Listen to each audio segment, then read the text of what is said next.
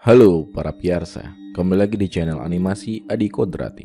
Bersama saya, Raka Waluku, yang akan menemani kalian menjelajahi dunia Adi Kodrati atau dunia supernatural dan juga misteri-misteri dunia lainnya. Dan di video ini, kita akan membicarakan tentang legenda Adi Kodrati di dalam negeri, yaitu Mak Lampir.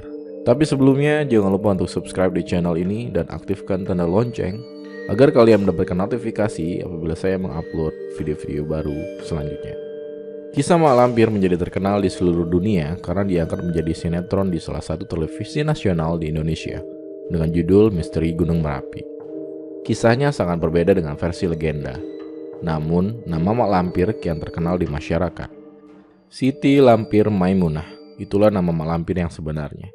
Ia mempunyai guru bernama Nenek Serintil. Nenek Serintil merupakan guru yang sakti mantraguna dari aliran hitam Anggrek Jingga. Nenek Serintil berasal dari Pulau Jawa yang memuja Batara Kala. Banyak yang salah menduga kalau Mak Lampir hanya melegenda di Gunung Merapi di Yogyakarta.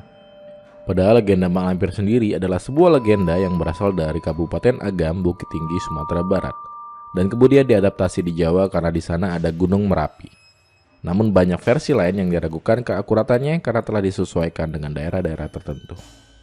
Legenda Mak Lampir ini juga sangat berkaitan dengan legenda 7 manusia harimau yang juga berasal dari Sumatera Barat, sebagian provinsi Bengkulu dan Lampung.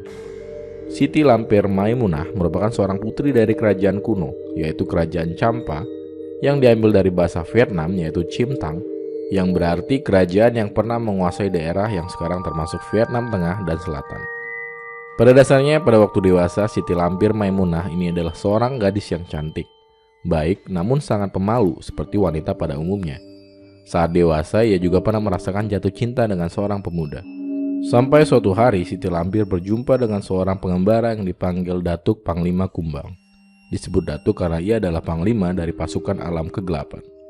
Saat itulah cerita pertama Siti Lampir jatuh cinta kepada seorang pemuda yaitu Datuk Panglima Kumbang yang tidak ada tahu pasti siapa nama pemuda itu. Namun yang jelas, sang pemuda juga diam-diam suka kepada Siti Lampir Maimunah walaupun tanpa pengetahuan sang putri. Walaupun mereka berdua saling suka, namun hubungan mereka ini tidak mendapat restu dari kedua orang tua Datuk Panglima Kumbang dan membuat sang putri sakit hati. Karena sakit hati, maka sang putri bertapa di Gunung Merapi. Saat pertapaan tersebut, sang putri bertemu dengan seorang mahaguru. Guru tersebut banyak sekali memberi ilmu hingga sang putri sakti mandraguna tanpa tanding. Putri tersebut lalu mendapatkan sebutan Mak Lampir dari warga sekitar gunung yang ketakutan mendengarkan namanya. Di sisi lain, walaupun tidak mendapat restu dari orang tuanya, Datuk Panglima Kumbang tetap mencari pujaan hatinya tersebut. Akan tetapi mereka berdua tidak pernah bertemu. Sehingga pada suatu hari Mak Lampir dan Datuk Panglima Kumbang akhirnya bertemu. Namun mereka bertemu dalam medan pertempuran. Dan sayangnya Datuk Panglima Kumbang tewas dalam pertempuran tersebut. Mak Lampir sangat menyesalkan kematiannya, terlebih ketika dia mengetahui bahwa Datuk Panglima Kumbang juga mencintainya. Dia tidak rela orang yang sangat dicintainya mati. Akhirnya Mak Lampir berusaha menghidupkan kembali Datuk Panglima Kumbang dengan cara mengikatkan jiwa Datuk Panglima Kumbang di bumi. Kesaktian yang dimiliki Mak Lampir berhasil menghidupkan kembali Datuk Panglima Kumbang.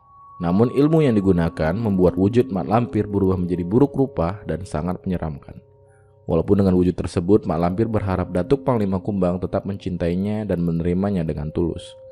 Namun yang terjadi adalah sebaliknya. Pengorbanan yang dilakukan oleh Mak Lampir tidak dianggap oleh Datuk Panglima Kumbang. Pujaan hati Mak Lampir tersebut malah menganggap jika wanita yang telah menghidupkannya itu adalah sang peneror warga dengan wajah buruknya.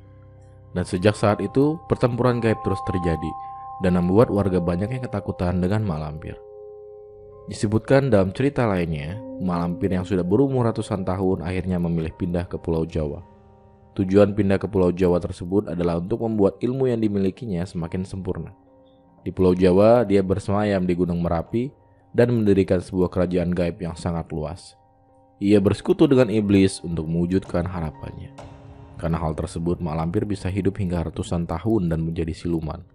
Ia tidak bisa mati dan akan terus mengganggu manusia.